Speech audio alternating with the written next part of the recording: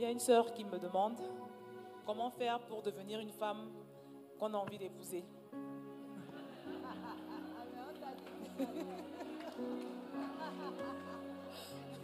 Prends ce message-là, cette exhortation que j'ai apportée, réécoute-la, mets en pratique chaque point. Demande au Saint-Esprit de t'aider à mettre en pratique chaque point. Parce que le Seigneur Jésus dit quelque part dans sa parole, heureux êtes-vous si vous entendez cette parole, pourvu que vous la mettiez en pratique. Parce que par la grâce de Dieu à ICC, on a beaucoup de plateformes, on a beaucoup de programmes et tout. Et le risque quand c'est comme ça, c'est enfin, on passe vite sur ce qu'on a reçu ou bien on devient obèse spirituel. On ne fait rien avec ce qu'on a reçu. Donc moi, je te recommande vivement de mettre en pratique tout ce qu'on a donné comme conseil, vraiment avec l'aide du Saint-Esprit. Et je te promets que tu vas le voir. Il faut investir en toi. J'ai donné, alors, en une phrase, l'image du diamant.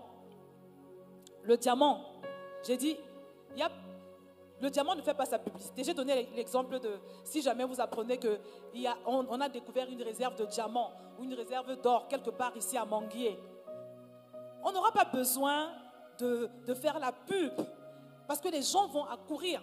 Pourquoi? Parce que le diamant a de la valeur. Tu es un diamant de manière latente. Chaque femme ici est un diamant de manière latente, à des niveaux de manifestation différents, on va dire ça comme ça. Donc c'est ça ton but, de venir manifester le diamant que Dieu a prévu que tu sois.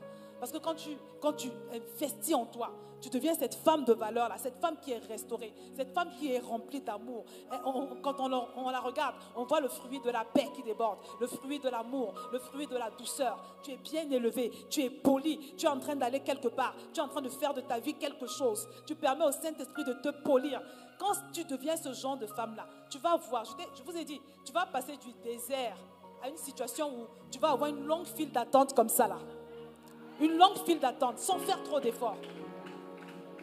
C'est la promesse que je te fais, ma bien-aimée. Mets en pratique. La Bible nous dit dans Josué 1 que si tu médites la parole de Dieu jour et nuit, si tu la mets en pratique, tu auras du succès.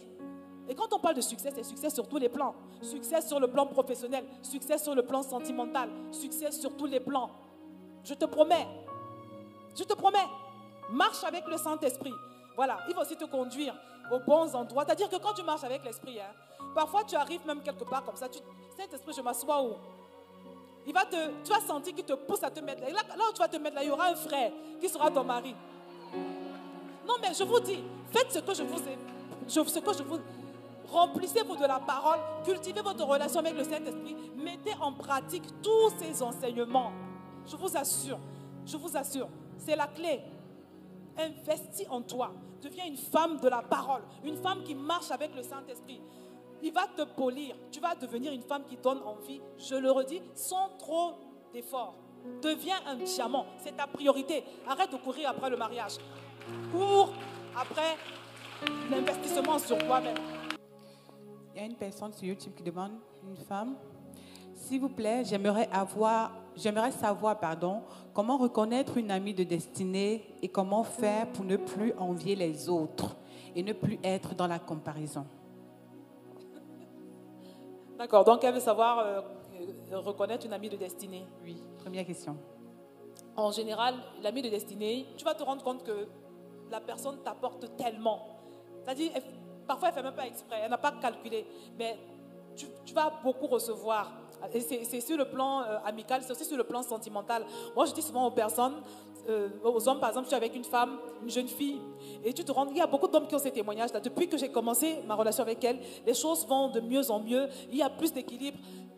Tu regardes les signes, le fruit de votre relation, quel est son impact dans ta vie. C'est très important. Il y a des gens, on dit souvent qu'il y a 3 catégories de personnes. Il y a des personnes qui sont un peu comme neutres dans ta vie, c'est-à-dire qu'elles ne t'apportent rien. Il y a celles c'est-à-dire que dans sa présence seulement, tu es boosté. C'est-à-dire depuis que tu la connais, tu vas te rendre compte que tu vas de gloire en gloire, de victoire en victoire.